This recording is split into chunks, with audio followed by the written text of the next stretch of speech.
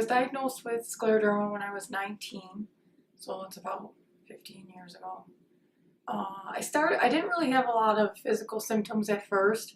I had like shoulder pain, elbow pain, but I worked at a nursing home, so I kind of thought that it was more pain from lifting and, cleaning and that kind of stuff. But I ended up going to a doctor and getting some x-rays and stuff. Actually, an orthopedic surgeon was the one that told me that I had scleroderma. So mostly just aches and pains. I had the Raynaud's for about a year prior to being diagnosed, but I didn't connect the two when I was first having it, so I didn't really realize. And then after I was diagnosed, it kind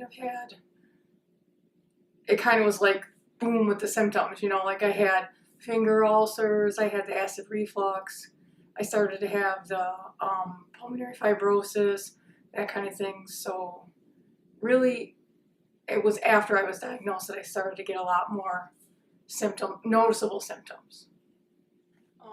Well, I think as a whole, when you have scleroderma, your life as a whole changes. So there's not just physical, emotional, there's a lot of adjustments that have to be made that you probably don't even know about. Things like that normal people would take for granted, like opening a jar, tying your shoes, buttoning your shirt, snapping your fingers, holding somebody's hand. A lot of things that most people would take for granted, you have to reteach yourself how to do it a way that's comfortable for you. I didn't just fall into doing everything the right way or the correct way. There was a lot of trial and error of things like, oh, well, if you can't open a jar, what can we use? Can we use like those jar openers? Can we use a towel? Can we use this or that? I think you just have to do a lot of trial and error and see what works best for you.